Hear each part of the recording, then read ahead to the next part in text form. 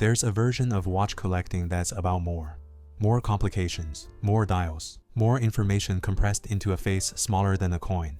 I understand the appeal of that, but I've come to believe that restraint in a mechanical object is harder to achieve than complexity, and usually more interesting to live with.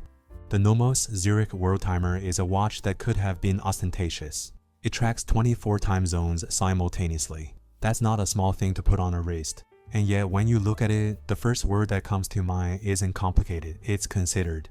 That distinction matters to me. I've been thinking about why, and I think it starts with what the designers were actually trying to solve. I'm not going to walk you through the specifications. There are plenty of places on the internet for that. What I want to talk about is something harder to quantify. What it means for a complicated object to still feel like enough. NOMOS is a German watchmaker from Glashütte, a small town in Saxony with a watchmaking tradition that predates most of what we think of as Swiss dominance.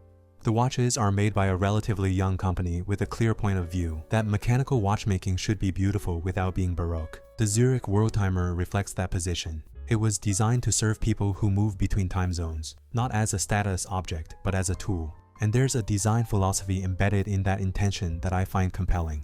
The idea that usefulness and beauty aren't intention, that designing something to work well is itself an aesthetic act. Most worldtimers I've encountered make a spectacle of their function. The Zürich doesn't.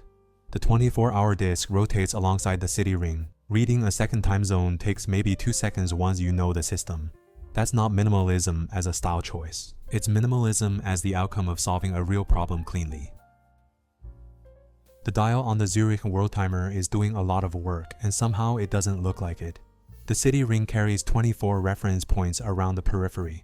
On the right side of the dial, a 24-hour disc rotates to show the corresponding time in any of those cities. But what I find particularly thoughtful is the home time indicator, a small house icon on that disc that marks your local time at a glance. Most GMT watches solve this problem by adding a second hour hand, which works but introduces a visual noise. The Zürich's approach is more immediate. One icon, one reference point, instantly readable without having to parse an extra hand against the same dial you're already reading. That's a meaningful distinction. There's a difference between a dial that conceals complexity and one that structures it. The city names sit at the periphery without competing with the center. The typography, NOMOS's own DIN adjacent typeface, legible and undecorated, does exactly as much as it needs to and nothing more. I think about this in the context of what I explored in my Buy It for Life video. The idea that the objects worth keeping are the ones where every decision was made for a reason. The Zürich reads that way. Nothing on this dial is accidental. There's a learning curve with any Worldtimer. The Zürich is not self-explanatory on first encounter. You have to understand the system before you can use it fluently. I think that's actually a feature, not a flaw. Objects that reward attention are different to live with than objects that require none. A watch you have to learn becomes a watch you know, and there's a kind of quiet ownership in that. The same way a manual camera or a French press or a good knife asks something of you and gives something back. I've been wearing the Zürich for about 3 years now, and the clearest moment I understood what it was for happened on a trip through Central Europe. 15 days, 4 countries. The kind of itinerary where you're crossing time zones, often enough that the question of what time it is somewhere else becomes a daily one, not an occasional one. When I landed and needed to orient myself, I didn't pull out my phone. I pressed the crown until Berlin aligned. That was it. No mental arithmetic, no adjusting an additional hour hand against a bezel, no converting from UTC, just Berlin, done. It sounds like a small thing, but repeated across 2 weeks of movement, across cities and borders, it added up to something. The watch was doing exactly what it was designed to do, and it was doing it without friction. That's when I stopped thinking of the Worldtimer function as a complication, and started thinking of it as a position, a clarity about what this object is for, and a commitment to executing that without compromise.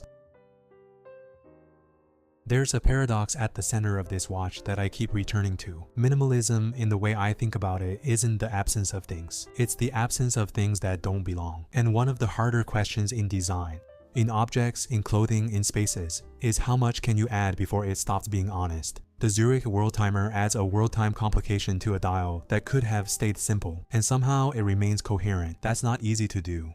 I think it works because every element on the dial is load-bearing. Nothing is there for decoration. The complication justifies itself, and in doing so, it earns its place without disturbing the visual calm of the whole. That's a different kind of minimalism than reduction. It's minimalism achieved through discipline at the point of addition.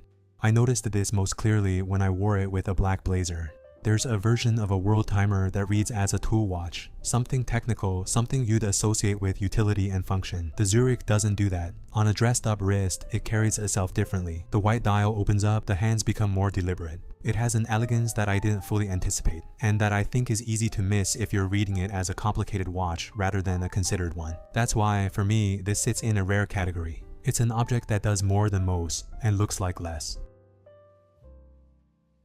I keep coming back to the idea that the most interesting objects are the ones that have a clear answer to the question, what are you for? A lot of beautiful things don't have a good answer to that. They exist to be admired, to signal something, to mark a moment. Those things have value. But the objects I return to, the ones that stay in my life without effort, are usually the ones where form and function arrived at the same place through different doors. The NOMOS Zürich Worldtimer is a watch for people who cross time zones and want to do it thoughtfully. That's a narrow brief, but it's an honest one. And the watch executes it without apology and without excess. That clarity, I think, is what makes it worth talking about. If that's a conversation you want to be part of, about the objects, spaces, and choices that make a life feel more intentional, I'd love to have you here. There's more of that thinking on this channel, and I'm not done exploring it. As always, live with intention.